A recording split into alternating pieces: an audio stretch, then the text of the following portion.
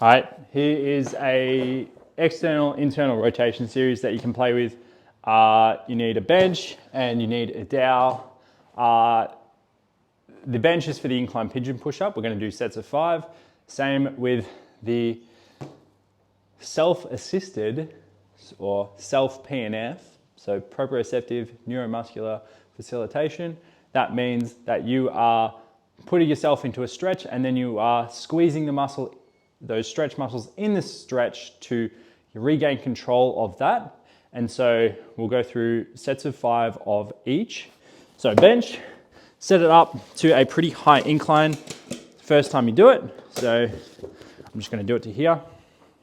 What we want to do, I'm going to have right leg forward, square it up, and I'm just going to be balanced. And from here, I'm going to lean my torso forward, and I'm imagining that I'm sticking back that hip. And I'm going to keep a proud chest. When you first start this, keep a proud chest and really get the stretch through the back of the hip.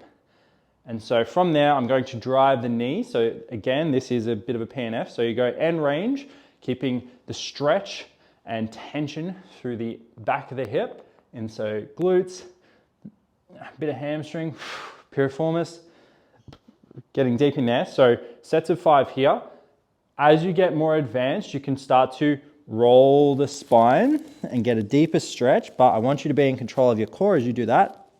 And then from here, lead with the hip again. So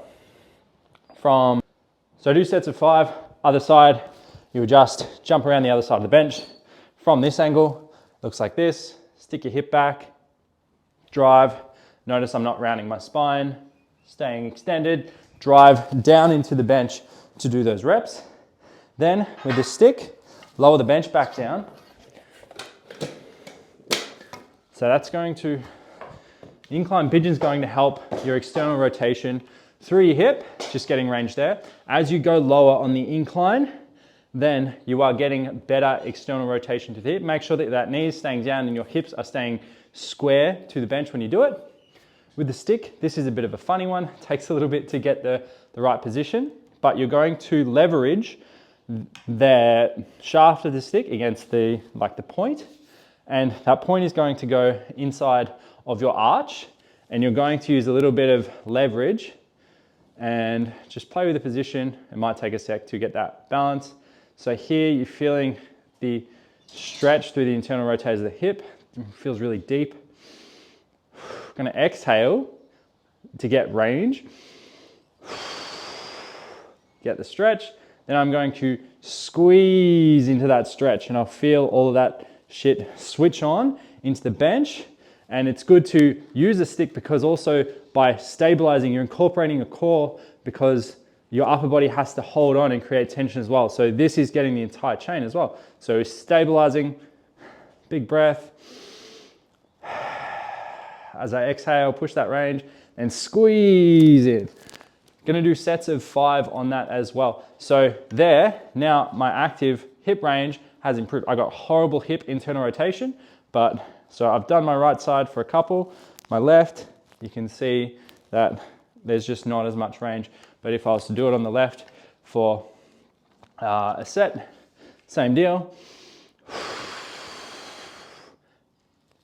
Rotate in.